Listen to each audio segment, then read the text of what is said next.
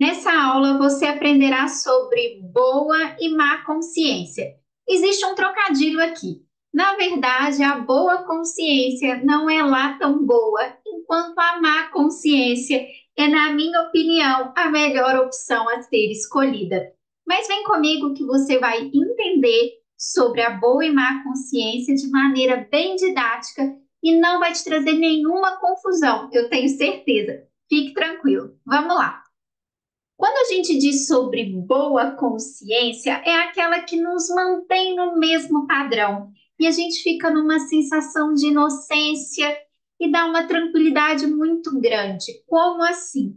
Se a minha família está habituada a reclamar sobre o dinheiro, por exemplo, e eu habituo com este comportamento, eu fico ali também criando situações, me sabotando para me manter neste nível da minha família. E ali eu fico numa inocência, seguindo um padrão e não há incômodo. É uma boa consciência. Eu chego numa festa de família, todo mundo reclama de dinheiro, eu sento e reclamo também. Tem aquelas famílias que reclamam de doença, então eu estou habituada com aquilo e vou falar: nossa, essa semana foi muito difícil, eu tive dor de cabeça, eu gripei, o meu nariz entupiu. E fica-se ali neste mesmo padrão. Tem uma história muito interessante, que é a história do forno. Essa história vocês podem levar para a vida de vocês. Numa família, todo mundo, quando ia assar o peixe, deixava o forno entreaberto. Um pedacinho colocava ali uma colher de pau para assar o peixe. E em todas as gerações, sempre quando se ia fazer o peixe assado, fazia-se dessa mesma forma. A avó fazia assim, a mãe fazia assim. E quando chegou na vez da neta fazer assim, começou a fazer, replicar, seguir este padrão. Mas achou aquilo engraçado e resolveu questionar. E aí a sua avó, ainda viva, vai visitar. Ela chega e pergunta assim: vó, me conta uma coisa. Por que a gente precisa deixar a colher aqui no forno e deixar um forno entreaberto para que o peixe fique bom? Minha mãe me ensinou assim. E aí a avó fala assim: não é possível que sua mãe não saiba. Eu deixava o forno entreaberto porque o forno era pequeno e não cabia ali a assadeira. Então acabava que eu tinha que colocar uma colher ali, fazer um encaixe para que a gente pudesse assar o peixe. Veja bem, se essa neta não pergunta, não questiona a avó, ela mantém um padrão que aparentemente pode ser um bom padrão, mas que com o passar do tempo pode ali ser nocivo ou trazer dificuldades que não precisariam existir.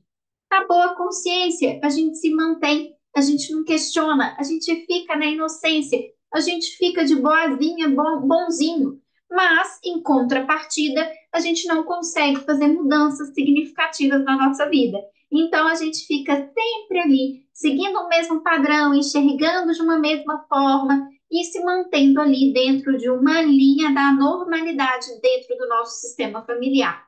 É mais fácil se manter porque a gente não gera ali uma revolta, se sente pertencente, tá tudo bem, a gente é acolhido, todo mundo gosta da gente. Mas quando a gente passa ali para uma má consciência, a gente rompe esse padrão.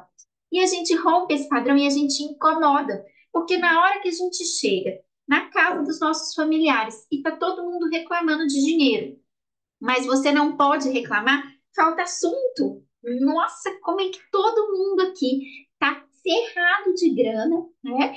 Desculpa o uso da palavra, mas ninguém tem dinheiro e eu tô bem financeiramente, como é que eu não vou falar nada? Como é que eu não vou reclamar? Nossa Senhora, coitadinho dos meus irmãos, sofrem tanto com questões financeiras. Então, deste lugar de má consciência existe uma culpa, porque você faz diferente. E ali, muitas vezes, as pessoas vão te julgar. Se você fala, ah, para mim o dinheiro não é difícil, para mim o dinheiro é tranquilo, eu trabalho com o que eu amo, eu ganho, sou bem remunerado, tenho tempo para cuidar de mim, para ir para academia, para fazer tudo o que eu preciso e ainda ganho muito bem. As pessoas falam, que arrogante que ela não é, hein? Nossa, agora é assim, agora tem dinheiro para fazer tudo, trabalha a hora que quer. Será que esse negócio que ela está trabalhando é legal? Porque trabalho que não precisa se esforçar, não é trabalho. E aí, olha para você ver, você tem que lidar com a culpa, você tem que lidar com o incômodo. Nesse lugar de não inocência, você tem que pagar o preço. Então, você tem duas escolhas. Ou você lida com a culpa de ser diferente, ou você lida com a frustração de não conseguir atingir os seus objetivos, de não conseguir atingir a vida que você quer. E aí, você precisa fazer uma escolha. Qual a escolha você faz? A boa consciência, que não é tão boa assim, ou a má consciência. Todos nós podemos ou nos manter nesse padrão ou romper. Existe um preço para ser pago diante das duas escolhas. Qual é o preço que você escolhe pagar? E algo muito interessante, né, da gente dizer é que, mesmo a gente escolhendo diferente, a gente tem que estar num espaço de aceitação, a gente está num espaço de dizer assim, pois é, a minha família pensa assim, mas dentro das condições que eles tiveram, com as possibilidades que foram apresentadas, eles fizeram o melhor que eles podiam. E talvez ninguém tenha sido um convite para que eles pudessem fazer diferente. Será que eu não posso ser esse convite? E não olhar assim, minha família só reclama, ninguém quer saber de fazer um curso de autoconhecimento, ninguém quer melhorar, por isso que vai ficar lá repetindo os mesmos padrões. E aí a gente se coloca num lugar de superioridade, e essa culpa vira ali, né? Um julgamento, um decreto onde você desvaloriza a sua origem e não diz assim, ok, eles fazem o que eles podem dentro das condições que eles têm, assim como eu fiz o que eu pude dentro das condições que eu tinha no passado, dando um bom lugar para o que foi e para o que é, e você não pode mudar, esse fardo, essa culpa fica mais amena. E ali tudo pode ser fonte de aprendizado. Os nossos pais, a nossa família, a gente tem duas opções. Ou a gente aprende com eles e replica, ou a gente aprende com eles e diz: bom, isso aqui facilita a minha vida, eu levo, isso é bom. Isso aqui já não facilita tanto, eu não comungo disso. Então eu não vou levar isso adiante. A gente sempre tem essas duas formas de viver a vida.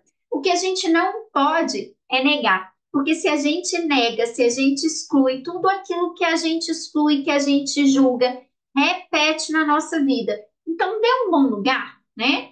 E lide com esse desconforto de fazer diferente, mas de uma maneira que não precise ser uma guerra, onde você não precise ali levantar sua bandeira de superioridade e dizer eu estou numa condição melhor que vocês. Não, vocês fazem o que podem e eu faço aqui o que eu posso também. Eu respeito a opinião de vocês, mas eu tenho a minha. E a gente continua sendo família do mesmo jeito.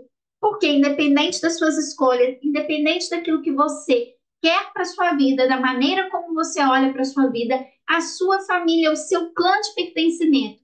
E você pode escolher totalmente diferente deles e ainda assim você fará parte. Espero que você tenha gostado dessa aula e até a próxima.